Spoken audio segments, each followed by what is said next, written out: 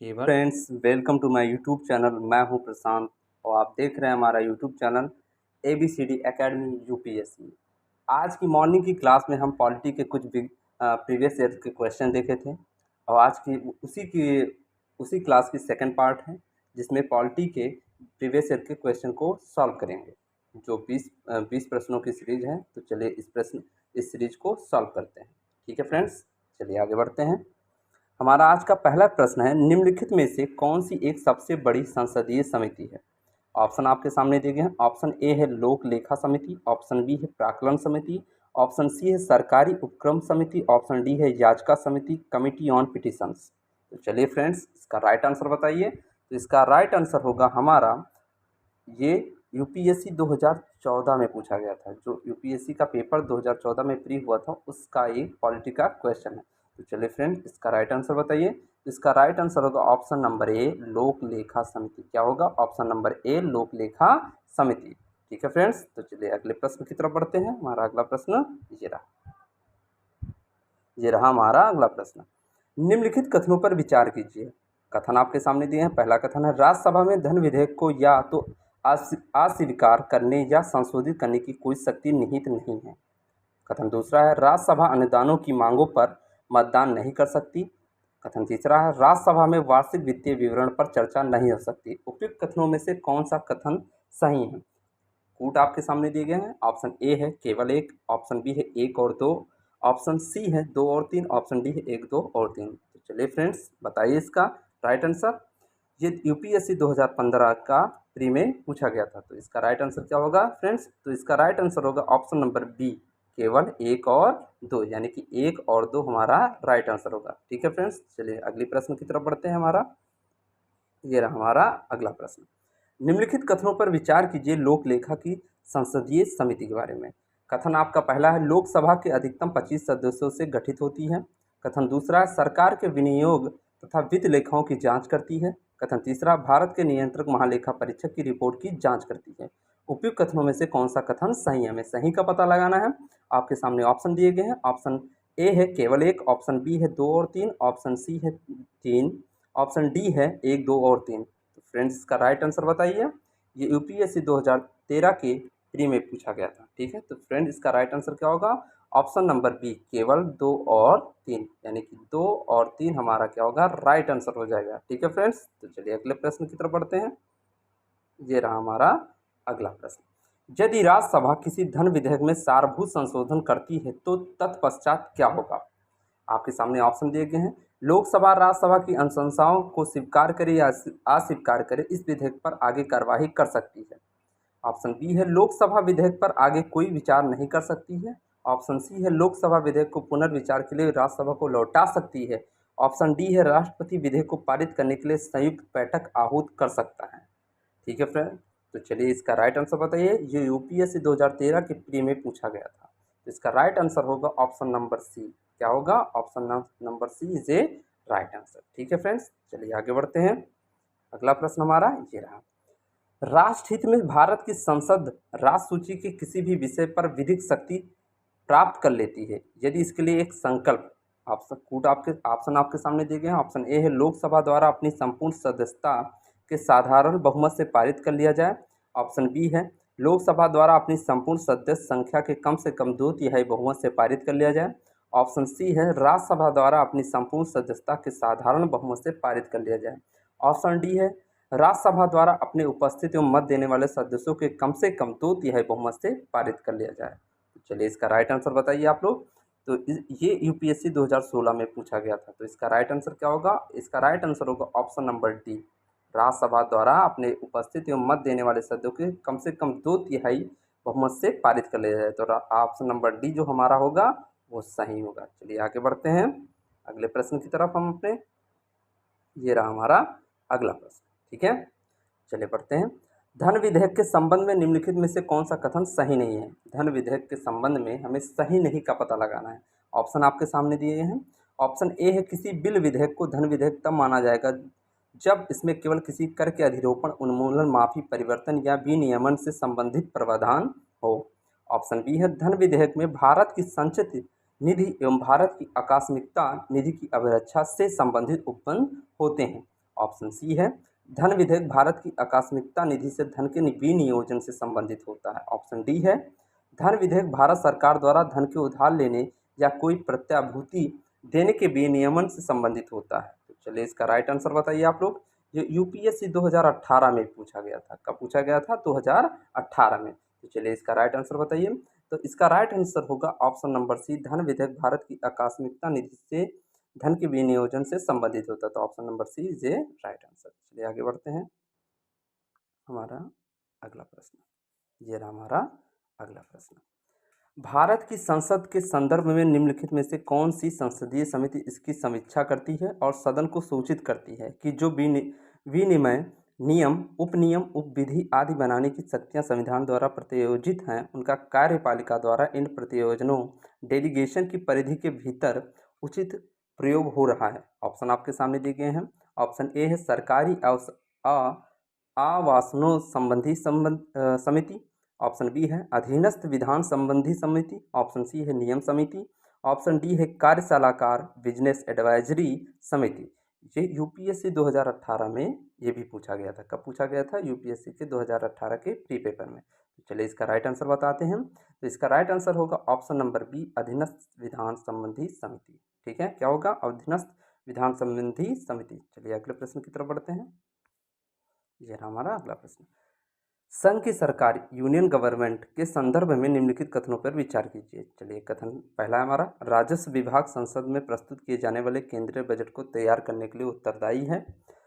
कथन दूसरा भारत की संसद के प्राधिकरण अथोराइजेशन के बिना कोई धन भारत की संचित निधि से निकाला नहीं जा सकता। कथन तीसरा है लोक लेखा से किए जाने वाले सभी संवितरणों के लिए भी भारत की संसद के प्राधिकरण की आवश्यकता होती है। उपयुक्त कथनों में से कौन सा सही है? हमें सही का पता लगाना है। कूट आपके सामने दिए गए हैं। पहला कूट है ए है केवल 1 और 2।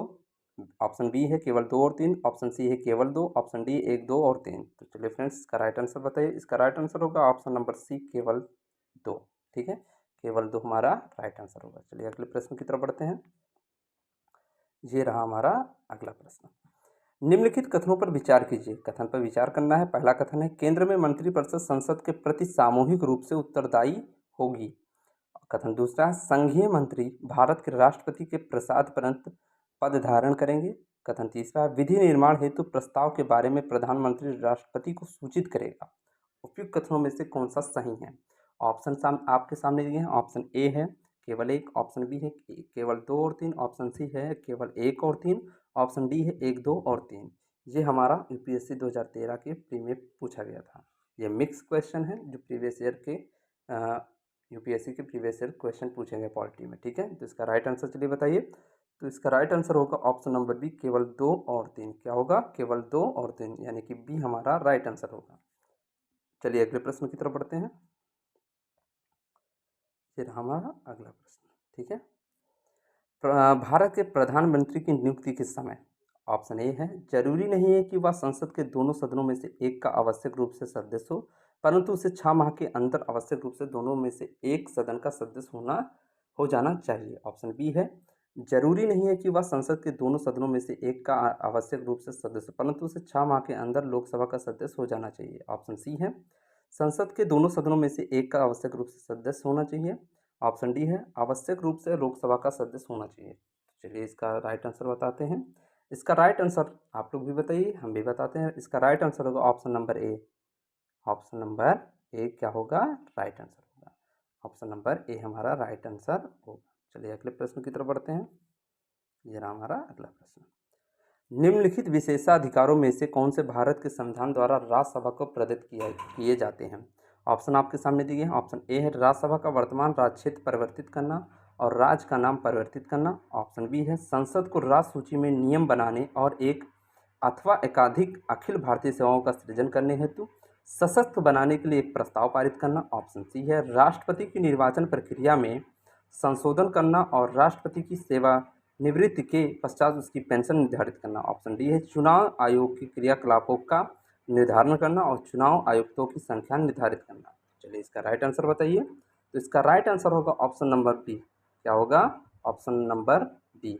ऑप्शन नंबर बी जो हमारा होगा वो राइट आंसर होगा। ठीक है, चलिए आगे बढ़ते हैं अगले प्रश्न की तरफ। ये रहा हमारा अगला प्रश्न। निम्नलिखित कथनों में से कौन सा कथन सही है? हमें सही कथन का पता लगाना है। पहला कथन है, लोकसभा में लंबित कोई भी विधेयक उसके सत्रावसान पर व्यक्तिगत लैप्स हो जाता है। कथन दूसरा है, राज्यसभा में लंबित कोई भी विधेयक जिसे लोकसभा के विघटन पर व्यक्तिगत नहीं होगा। नीचे दिए गए कूट का प्रयोग कर सही उत्तर चुनिए। कूट पहला है ऑप्शन केवल एक, दूसरा ऑप्शन है केवल दो, तीसरा ऑप्शन है ना एक और ना दो, और तीसरा ऑप्शन है सी ऑप्शन है एक और दो दोनों, ऑप्शन डी है ना तो एक ना ही दो। तो चलिए फ्रेंड्स, इसका राइट आंसर बताइए। तो इसका राइट आंसर होगा ऑप्शन नंबर डी, ना तो एक ना ही दो। क्या होगा? ऑप्शन नंबर डी जो होगा हमारा राइट आंसर होगा। चलिए अगले प्रश्न की तरफ बढ़ते हैं। ये रहा हमारा अगला प्रश्न। निम्नलिखित कथनों पर विचार कीजिए। भारत का महान्यायवादी। पहला कथन है, लोकसभा की कार्यवाही में भाग ले सकता है। कथन दूसरा, लोकसभा की सभा की किसी समिति का सदस्य हो सकता है। कथन तीसरा, लोकसभा में बोल सकता है। कथन चौथा, लोकसभा में मतदान कर सकता है। उपयुक्त कथनों में से कौन सा सही है? तो चलिए कूट दिए गए हैं। कथन ऑप्शन ए है केवल एक, ऑप्शन बी है दो और चार, ऑप्शन सी है एक दो और तीन, ऑप्शन डी है एक और तीन। चलिए आप लोग इसका राइट आंसर बताइए।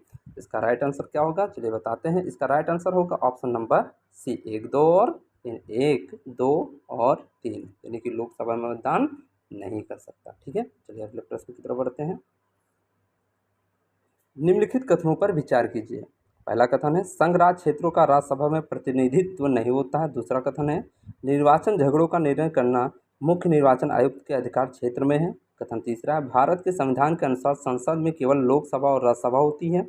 उपयुक्त कथनों में से कौन सा सही है? ऑप्शन आपके सामने दिए गए। ऑप्शन ए है केवल एक, ऑप्शन बी है दो और तीन, ऑप्शन सी है एक और तीन, ऑप्शन डी है कोई भी नहीं। तो इसका राइट आंसर क्या होगा फ्रेंड्स? इसका राइट आंसर होगा, चलिए बताइए, इसका राइट आंसर होगा कोई भी नहीं। क्या होगा? कोई भी नहीं। चलिए अगले प्रश्न की तरफ बढ़ते हैं। अगले प्रश्न की तरफ, ये रहा हमारा अगला प्रश्न। लोक निधि के फलों, उत्पाद और आशायित प्रयोग को सुरक्षित करने के साथ साथ भारत में नियंत्रक महालेखा परीक्षक कैग के कार्यालय का क्या महत्व है? चलिए देखते हैं। पहला कथन, सीएजी कैग संसद की ओर से राजकोष पर नियंत्रण रखता है जब भारत का राष्ट्रपति राष्ट्रीय आपात वित्तीय आपात घोषित करता है। कथन दूसरा है, कैग की मंत्रालयों द्वारा कार्यान्वित परियोजनाओं या कार्यक्रमों पर जारी किए गए प्रतिवेदनों पर लोक लेखा समिति विचार विमर्श करती है। तीसरा कथन है, कैग के प्रतिवेदनों से मिली जानकारियों के आधार पर जांचकर्ता एजेंसियों उन लोगों के विरुद्ध आरोप दाखिल कर सकती है जिन्होंने लोक निधि प्रबंधन में कानून का उल्लंघन किया हो। चौथा है कथन, कैग को ऐसी निश्चित न्यायिक शक्तियाँ प्राप्त है कि सरकारी कंपनियों के लेखा परीक्षक और लेखा जांचते समय वह कानून का उल्लंघन करने वालों पर अभियोग लगा सकेंगे। उपयुक्त में से कौन सा कथन सही है? कूट आपके सामने दिए गए हैं। ऑप्शन ए है केवल एक, तीन और चार, ऑप्शन बी है केवल दो, ऑप्शन सी है दो और तीन, ऑप्शन डी है एक दो तीन और चार। चलिए इसका राइट आंसर बताइए। तो इसका राइट आंसर होगा ऑप्शन नंबर सी, दो और तीन। क्या होगा? दो और तीन हमारा सही रहेगा। तो ऑप्शन नंबर सी क्या होगा? राइट आंसर होगा। चलिए अगले प्रश्न की तरफ बढ़ते हैं। ये रहा हमारा अगला प्रश्न। भारत में संसदीय प्रणाली की सरकार है क्योंकि, ऑप्शन आपके सामने ए है लोकसभा जनता द्वारा प्रत्यक्ष रूप से निर्वाचित होती है, बी है संसद संविधान का संशोधन कर सकती है, ऑप्शन सी है राज्यसभा को भंग नहीं किया जा सकता, ऑप्शन डी है मंत्रिपरिषद लोकसभा के लिए के प्रति उत्तरदायी है। तो चलिए इसका राइट आंसर बताइए। तो इसका राइट आंसर होगा ऑप्शन नंबर डी, मंत्रिपरिषद लोकसभा के प्रति उत्तरदायी है। ऑप्शन नंबर डी हमारा जो होगा वो राइट होगा। चलिए अगले प्रश्न की तरफ बढ़ते हैं। ये रहा हमारा अगला प्रश्न। निम्नलिखित कथनों में से उस एक को चुनिए जो मंत्रिमंडल स्वरूप की सरकार के अंतर्निहित सिद्धांत को अभिव्यक्त करता है। ऑप्शन ए है ऐसी सरकार के विरुद्ध आलोचना को कम से कम करने की व्यवस्था जिसके उत्तरदायित्व जटिल तथा उन्हें सभी के संतोष के लिए निष्पादित करना कठिन है। ऑप्शन बी है ऐसी सरकार के कामकाज में तेजी लाने की क्रियाविधि जिसके उत्तरदायित्व दिन प्रतिदिन बढ़ते जा रहे हैं। ऑप्शन सी है सरकार के जनता के प्रति सामूहिक उत्तरदायित्व को सुनिश्चित करने के लिए संसदीय लोकतंत्र की एक क्रियाविधि। ऑप्शन डी है उस शासनाध्यक्ष के हाथों को मजबूत करने का एक साधन जिसका जनता पर नियंत्रण हसोन्मुख दशा में है। तो चलिए इसका राइट आंसर बताइए। इसका राइट आंसर होगा ऑप्शन नंबर सी। क्या होगा? ऑप्शन नंबर सी जो हमारा रहेगा वो सही रहेगा। तो ऑप्शन नंबर सी हमारा राइट आंसर। चलिए अगले प्रश्न की तरफ बढ़ते हैं। ये रहा हमारा अगला प्रश्न। निम्नलिखित कथनों पर विचार कीजिए। कथन पहला है, राज्यसभा का सभापति तथा उपसभापति उस सदन के सदस्य नहीं होते हैं। कथन दूसरा है, जबकि राष्ट्रपति के निर्वाचन में संसद के दोनों सदनों के मनोनीत सदस्यों को मतदान का कोई अधिकार नहीं होता है, उनको उपराष्ट्रपति के निर्वाचन में मतदान का अधिकार होता है। उपयुक्त कथनों में से कौन सा सही है? ऑप्शन आपके सामने दिए गए। ऑप्शन ए है केवल एक, ऑप्शन बी है केवल दो, ऑप्शन सी है एक और दो दोनों, ऑप्शन डी है ना तो एक ना ही दो। चलिए इसका फ्रेंड्स राइट आंसर बताइए आप लोग। तो इसका राइट आंसर होगा ऑप्शन नंबर डी, ना तो एक और ना ही दो। चलिए आगे बढ़ते हैं अगले प्रश्न की तरफ। ये रहा हमारा अगला प्रश्न। भारत के संदर्भ में संसदीय शासन प्रणाली में निम्नलिखित में से कौन सा सिद्धांत संस्थागत रूप में निहित है? कथन आपके सामने दिए गए हैं। पहला है, मंत्रिमंडल के सदस्य संसद के सदस्य होते हैं। दूसरा कथन है, जब तक मंत्रियों को संसद का विश्वास प्राप्त रहता है तब तक ही वे अपने पद पर बने रहते हैं। कथन तीसरा, राज्य का अध्यक्ष ही मंत्रिमंडल का अध्यक्ष होता है। नीचे दिए गए कूट का प्रयोग कर सही उत्तर चुनिए। ऑप्शन आपके सामने है। ऑप्शन ए केवल एक और दो, ऑप्शन बी है केवल तीन, ऑप्शन सी है दो और तीन, ऑप्शन डी है एक दो और तीन। तो इसका राइट आंसर क्या होगा? इसका राइट आंसर होगा ऑप्शन नंबर ए, केवल एक और दो। क्या होगा? केवल एक और दो, यानी कि एक और दो हमारा जो रहेगा वो क्या रहेगा? सही रहेगा। चलिए अगले प्रश्न की तरफ बढ़ते हैं। ये रहा हमारा अगला प्रश्न। निम्नलिखित कथनों पर विचार कीजिए। निम्नलिखित कथनों पर हमें विचार करना है। पहला कथन है, राष्ट्रपति भारत सरकार का कार्य अधिक सुविधापूर्वक किए जाने के लिए और मंत्रियों में उक्त कार्य के आवंटन के लिए नियम बनाएगा। दूसरा कथन है, भारत सरकार की समस्त कार्यपालक कार्यवाहियां प्रधानमंत्री के नाम से की हुई कही जाएंगी। उपयुक्त कथनों में से कौन सा कथन सही है? हमें सही का पता लगाना है। आपके सामने ऑप्शन दिए गए। ऑप्शन ए है केवल एक, ऑप्शन बी है केवल दो, ऑप्शन सी है एक और दो, ऑप्शन डी है ना तो एक और ना ही दो। तो चलिए फ्रेंड्स इसका राइट आंसर बताइए। ये आज की सीरीज का हमारा लास्ट आंसर क्वेश्चन है। तो इसका राइट आंसर आप लोग कमेंट में देंगे। कमेंट बॉक्स में आप लोग इसका आंसर दे दीजिएगा। ठीक है फ्रेंड्स, चलिए इसका राइट आंसर बताइए। चलिए कोई बात नहीं, इसका राइट आंसर हम बता दे रहे हैं। आपके लिए अलग से क्वेश्चन ले आएंगे क्योंकि इसमें एक फॉल्ट हो गई थी, क्योंकि इसमें आंसर शो कर रहा है। ठीक है, तो चलिए इसका राइट आंसर हम बता दे रहे हैं। इसका राइट आंसर होगा ऑप्शन नंबर ए, केवल एक। आप लोग के लिए एक ऐसे ही लगातार सीरीज लेकर आ जाएंगी जो आपको अब ये गलती नहीं होगी जो ऑप्शन आपको शो करे। चलिए आज का ये लास्ट प्रश्न था। इसी के साथ हम जय हिंद बोलते हैं। ठीक है, आज के अगले क्लास में मिलते हैं। जय हिंद।